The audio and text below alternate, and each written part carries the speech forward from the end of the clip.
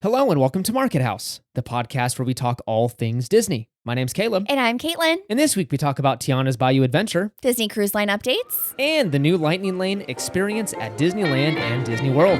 Let's dive in.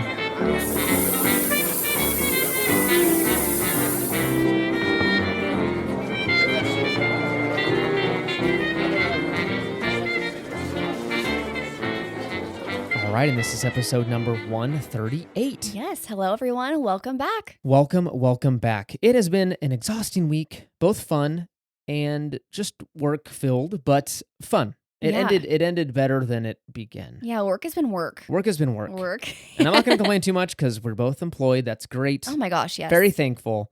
But some weeks it just hits you hard, and this is one of those. So we were both very tired at the end of this last week, but we started the weekend off. Great. We did. We had to meet up with some friends. Yeah, hung out with some friends.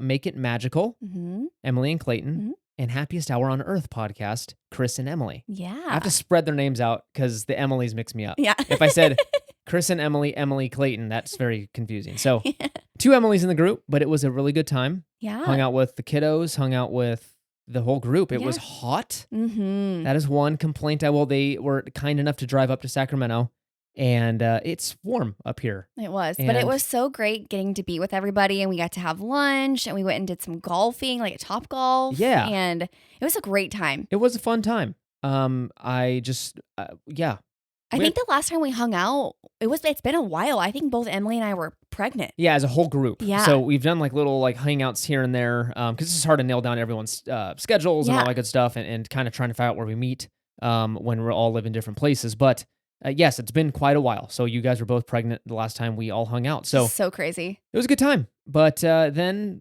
bring it to today. It's just been kind of resting up and catching up on some home stuff, which is always both a good feeling and also exhausting. So I don't know. It's been a good time.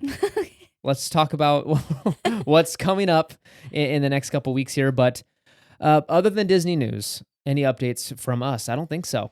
No, not really. I mean, the only big update is it's going to be extremely hot this upcoming week. I think it's going to be in the hundreds for 9 days straight or something like that. California's getting hit with a giant heat wave. Most of the state. I don't know if all of it is, but where we're at, we're getting nailed. This is weird. Again, I feel like I fear that this is the new normal. This is not normal whatsoever. Yeah. But the past few years have been trending this weird.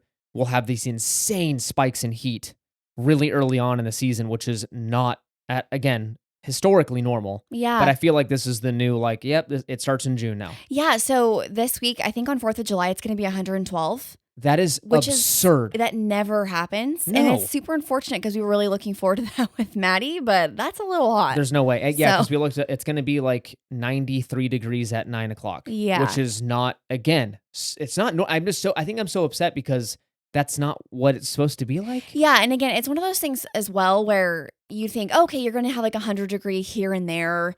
Not for I think it's 9 or 10 days straight. Yeah. It's 111, 112, 105, 108. And I'm like, ugh, so it's not even going to cool down. So I hope they're wrong about that. I really am do. too. But unfortunately, it's not going down. It just keeps going up. And did you hear there's a hurricane already You told me. hitting the Caribbean? That's the insane. first in some crazy amount of time. It's the first time a hurricane's been recorded in June. Oh, that's so scary. Some crazy amount of years. So yeah, weather stinks now. I don't like it. I don't like the unpredictability. I don't like the intensity of it. So let's take care of our planet. Okay. I'm not going to use anything made with fossil fuels this week, which is everything that's plastic. So it's going to be a hard one. But all right, let's dive into the Disney news. Let's stop talking about this hot weather. But before we dive into the news, please consider joining us over on Patreon, markethousepodcast.com/support. It's a great way to support the show. We appreciate all of our supporters over there. Again, it comes with some fun bonus content. I'm actually going to edit right after we're done recording. I've got one ready for you guys, so I'll be posting that over there. But again, great way to support the show. We appreciate everyone over there. Also, please consider leaving a review on Apple Podcast or Spotify, both a huge help to the show. Apple Podcasts, you can do both a 5-star rating and a written review, and Spotify, just a 5-star rating goes a long way in helping the show. Also, share an episode with a friend. If you got a favorite, if this one you want to share, if you find it helpful, share it with a friend. Yeah. And it's a great way to show the show some love and support. All right, let's get into the news.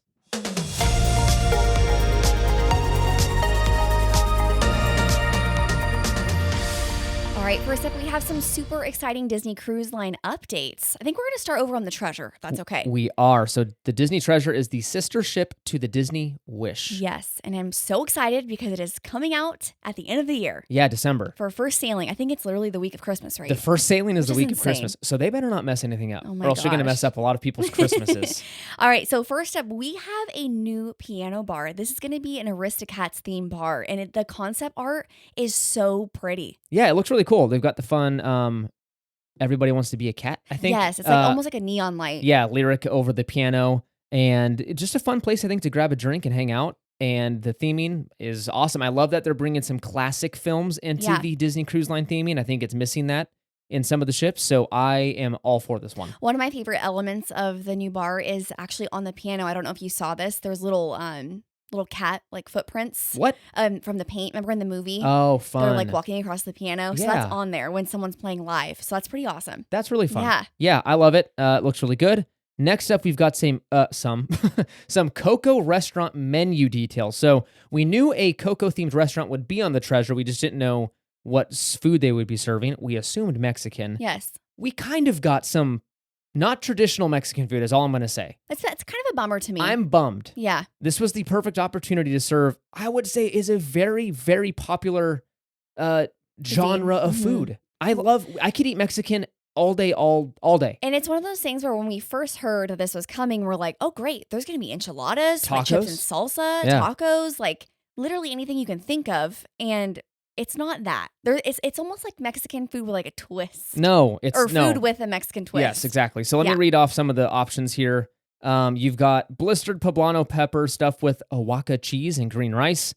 You've got red capsicum. I don't even know what that is. And green parsley grilled snapper with fried yuca, refried beans, baby spinach, and pico de gallo.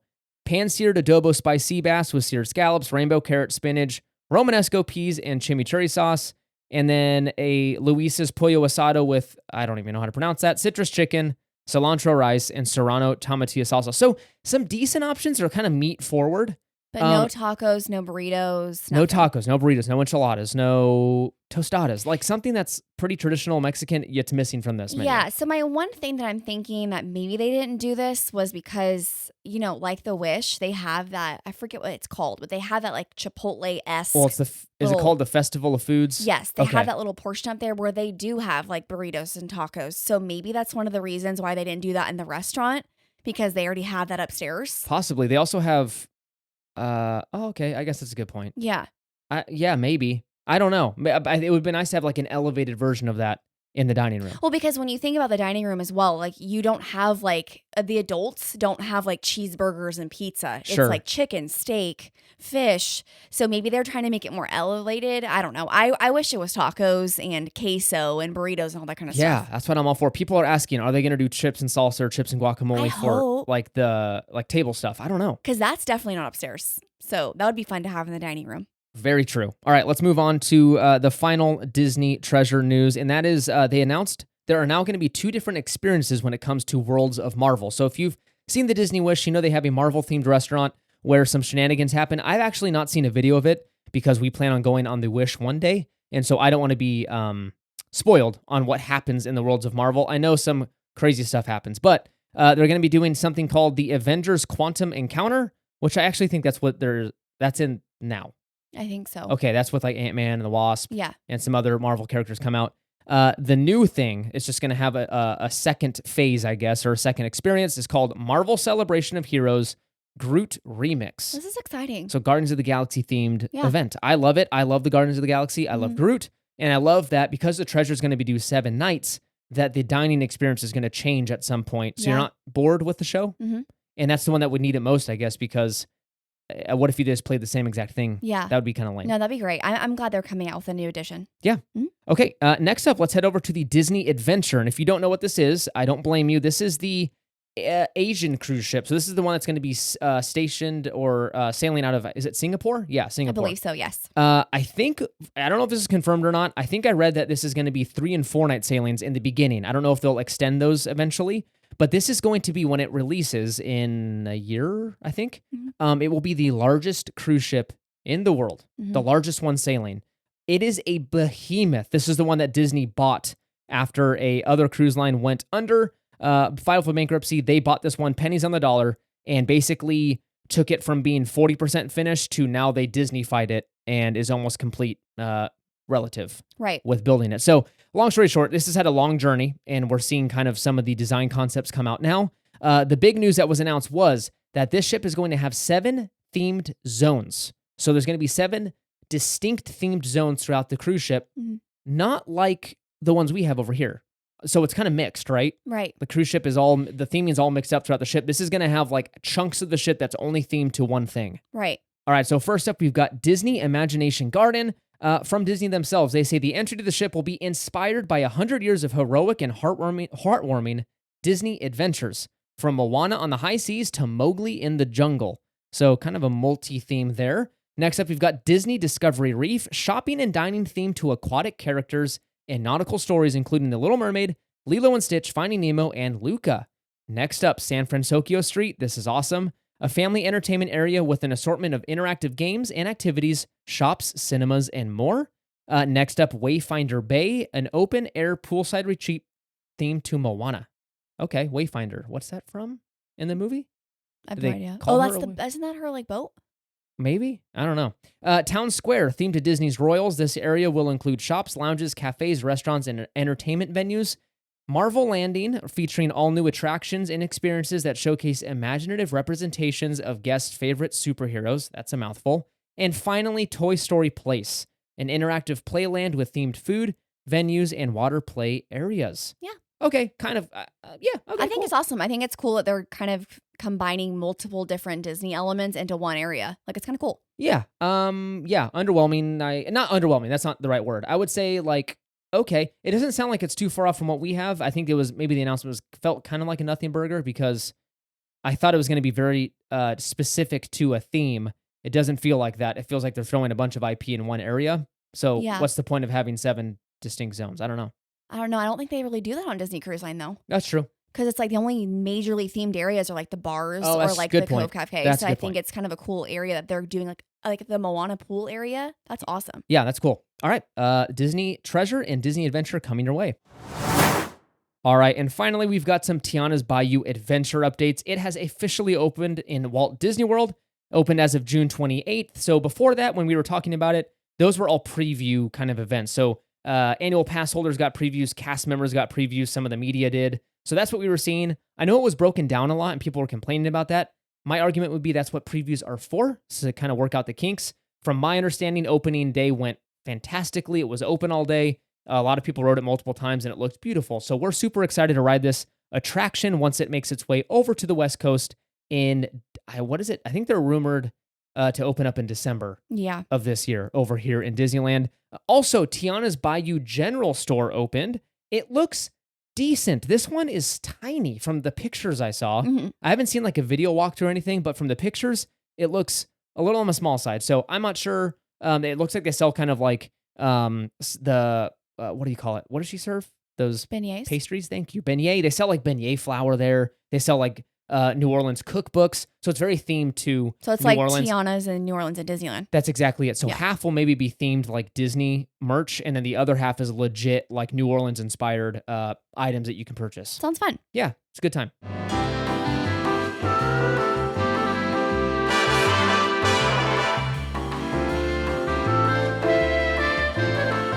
All right, welcome to another edition of Name That Tune. It is time to try and stump each other with Disney tunes. I got some pretty tricky ones. Do you? Okay, so been a little bit. It's actually been 10 episodes since we've done a Name That Tune. Oh, wow. Isn't that wild? That's crazy. Last time I made notes was, a while ago. So here we go. This is where we try and stump each other, reading off just the lyrics. So we can't hum the tune, we can't play the tune, you can't sing it. You just have to read a few lines off of the song, and the other person tries to guess. So you play along at home. You can score a max of 4 points. We're going to do 4 different songs here, but 2 for each of us. Okay. All right. Do you want to go first? I'll go first. All right, let's go. All right. So when the cat has got your tongue, there's no need for dismay. Just summon up this word, and then you've got a lot to say. But better use it carefully, or it could change your life. Can you, one more time? So when the cat has got your tongue, there's no need for dismay. Just summon up this word, and then you've got a lot to say. Had better use it carefully or it could change your life. Oh my gosh. I don't know. I want to be like you.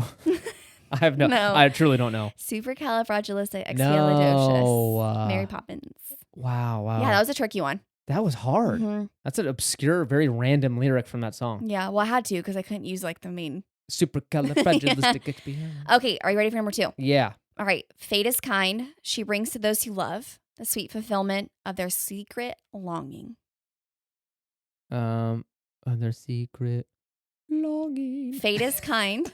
She brings to those who love the sweet fulfillment of their secret longing. Okay, I know this song. It's like I know the song. I know the song. I just can't hear the tune in my head. Fate is kind. Keep saying just that lyric. Fate is kind. I don't know. Close, not in the same tone. Fate is kind. Yeah. Fate is kind. Fate is kind. I don't know. Sleeping Beauty. Close. Well, I mean, kind of. It's When You Wish Upon a Star. Oh my gosh, Pinocchio. Mm-hmm. Wow. This is what I'm telling you. It's really hard to do this when you don't have the tone. That was okay. I should have gotten that. Right? That was bad. No, okay. but it's hard though. It is hard. It's super hard. Yeah, without any. Okay, let's show. We're really bad at this. So, your turn. Let's see if you can get either one of these. Good luck. Okay. I messed up tonight. I lost another fight. Lost to myself, but I'll just start again. I keep falling down. I keep on hitting the ground. I always get up now. See what's next. Oh gosh, is it Aladdin? No, I'm gonna give you one more guess since I've got a couple Can you guesses. do it one more time? I messed up tonight. I lost another fight. Lost to myself, but I'll just start again. I keep falling down. I keep on hitting the ground. I always get up now. See what's next. The only thing that's coming to my mind is Hercules. Incorrect. It is Zootopia. Oh gosh. Try everything. I've seen that one time. You love the song though. We play it all the time in the kitchen when we're making food. True, yes. You love the song, so I don't want to hear it. I don't want to hear it. All right, next up, you've got Friends. Friends? Nothing. Let me read off the lyrics here. We've got, on you, little man, I don't want to waste much time. You've been pushed around all your life. You've been pushed around by your mother and your sister and your brother. And I know this. Okay. Friends on the Other Side, and it's Yes. from Tiana, and it's the no, it's Dr. not from. Facilier. It's not from Tiana. What's it No, from? Dr. Facilier. It's Dr. Facilier, but you said Princess from and the Frog. Princess and the Frog. Yeah, well, I accidentally read off the. Yeah, It's okay. the name of the song. I would have known that one. You won. You won. You got 1 out of 2. Congrats. Thank you.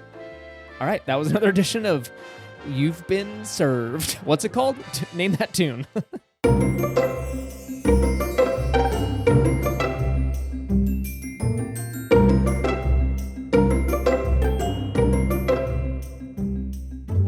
All right, and that brings us to our main segment of this week's episode, and that is the new Lightning Lane program at Disney. Yes, big news. Big news. So Disney has finally gotten rid of Genie Plus in a way. Yeah. Not really. It's all a paid service. They've just changed the name and kind of reverted back to an old version of FastPass. This is so confusing. Telling this to and explaining all this stuff to non-Disney fans that maybe go once every few years is not It's fun. a lot. It's Yeah. a lot. I can barely understand half of it, let alone folks that only go once every few years. So let's dive into it. Let's explain it. Let's discuss it, and maybe we can share opinions at the end of how we feel about it. Okay, so Genie Plus, bye-bye. The naming scheme, gone. Genie is still there, the Genie app, to help plan your vacation and uses AI to like, hey, you should go to Big Thunder Mountain right now because the line's usually lower. Right. No one uses it. I don't think I've met one person that actually uses that service. But anyways, that stayed the same. But the paid Skip the Line program is named Lightning Lane Multipass and Lightning Lane Single Pass. So let's dive into it. Lightning Lane Multipass will be replacing Genie Plus as of July 24th. So think of it like this. The Multipass service is like the old FastPass Plus program. So if you've been to Disney World in the last 10 years, you know that you could pre-plan your trip basically and pre-choose your I don't want to say Lightning Lane, your fast passes. So you could go online and for every day of your trip choose a certain allocated number of fast passes, and they were in different tiers. Right. Gosh, the more I say, That's the more confusing it gets. So let's kind of dive into what their idea of what Lightning Lane Multipass is and how it's essentially the same of FastPass Plus. So guests staying at Disney Resort Hotel and other select hotels will be able to plan Lightning Lane passes up to 7 days in advance of their trip. If you're staying off-site, that's only 3 days in advance you get, okay? Then you're able to choose 3 Lightning Lanes for your park day. But 1 is from a certain tier, and then 2 is from a second tier. So there's like top tier rides. Let me give you an example at Magic Kingdom. You've got in tier number 1, Big Thunder Mountain, Jungle Cruise, Peter Pan's Flight, Space Mountain, and Tiana's Bayou Adventure. That's in tier 1. So you can only choose 1 experience from that tier for your group. Does that make sense? And then for the other 2, you can pick from a second tier, which is Barnstormer, Buzz Lightyear, Dumbo the Flying Elephant, Haunted Mansion, Small World, Under the Sea, Journey of the Little Mermaid, Monsters, Inc. Laugh Floor, Winnie the Pooh, and so on.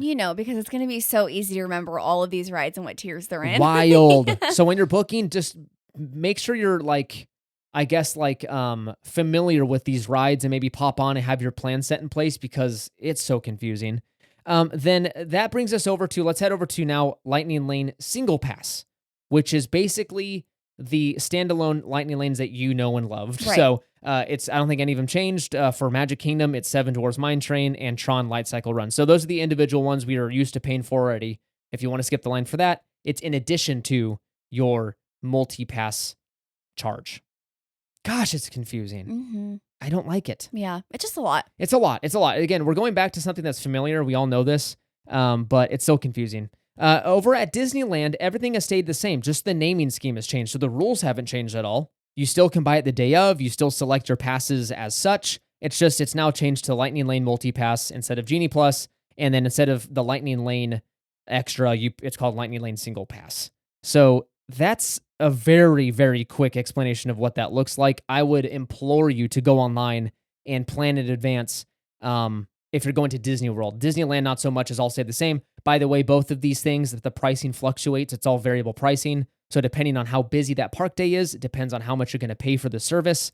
So Disney World, it's going back to Ultra Plan, which you already kind of have to Ultra Plan to go to Disney World anyways, I feel like. It's a much more planning intensive trip.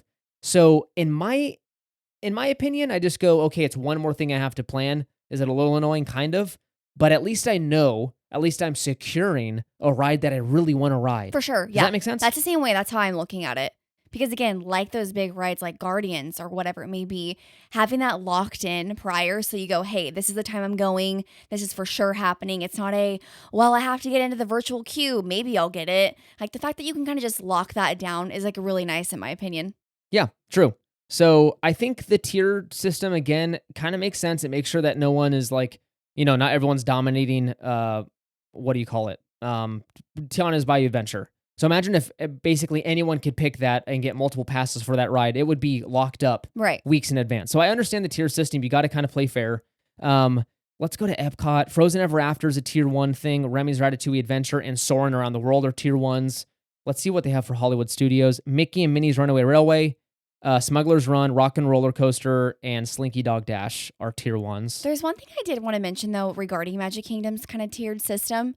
I don't really understand their choices for the rides that they put in certain tiers. Wait, I thought it made sense. Why? Okay, so I was just looking through it as you were talking about like Epcot, and the one thing I noticed is why is Jungle Cruise in tier 1, but Haunted Mansion isn't?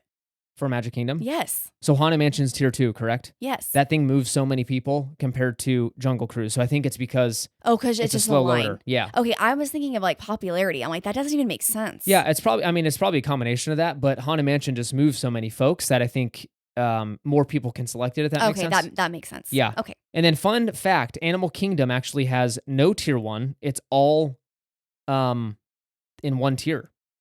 Is that because there's not a ton of rides? I'm assuming. Probably. Yeah. So you can choose all 3 in one kind of big group. That's wild. All right. That's crazy. So yes, I feel very in the middle on this one. I'm not very passionate. I'm not angry about it. I'm not happy about it. It's just kind of back to an old system. Yeah. All right. So the real question is, will you be purchasing the new Lightning Lane multi-pass at Disney World at least? Yes. You will? Yes, I think so. Can I ask why? I just think it's going to be convenient for our family. Okay. Yeah, especially like when we're going next, I want to be able to lock down certain rides. Yeah. And so I think I will. I'm not as inclined to use it as Disneyland, but at Disney World, I feel I don't know if that makes it silly. Sure. But I feel like I'm more willing to purchase it over there just because Disney World is such a beast to tackle. Yeah. That if you can get into one ride, like that's it. Like it's just, I don't know. Does that make sense? Yeah, that makes sense. And then for Disneyland, we're just getting a name change. Do you wish that we could kind of be more like Disney World and pre-plan and pre-choose our rides, or do you kind of like the spontaneity and day of planning? It's kind of hard. I feel like because I'm such a planner, I really like being able to plan things out. Like with Disney World, I love that X, Y, and Z. However, with Disneyland, since we're so fortunate enough to be able to visit quite often, I'm kind of more go with the flow. But in recent times with Disneyland being so just busy, it's like we love going on Monsters, Inc. Half the time we can't even go on Monsters, Inc. because you're in line for an hour and a half. And I'm like, I don't want to wait that long.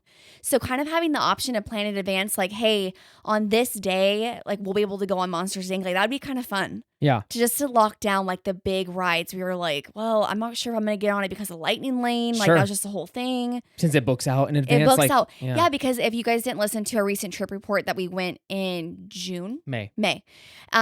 We had that problem of we purchased it and we barely got to use it because the time, like literally by like 11:30 in the morning, it was booked out until 9 o'clock. And when you have a baby, you can't go back. So I know I'm a little jealous that you can plan ahead. At the same time, I miss the days of like Fast Pass, right? Where you could just walk up to a machine and get it. So like, I don't know. I'm conflicted. Some days I wish we could plan out in advance. Some days I don't. I don't know. I guess at the end of the day, defaulting to not having to plan weeks in advance, I kind of like. Yeah. And I think honestly, if you go back to like way back then with Fast Pass and like Max Pass, I preferred Max Pass over Fast Pass. I despised having to go from one end of the park to the other in order to get a little paper card. I mean, again, we love them. We collected them.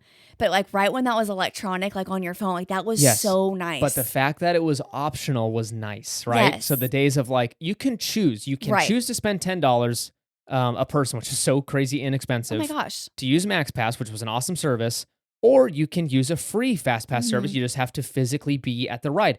I love that. It gives people the opportunity to save some cash and do something that was slightly inferior to the paid version that just bought you a little bit of convenience. Right. So I really dislike that. Now it's insane. $25, $30 per person per day, and it barely works.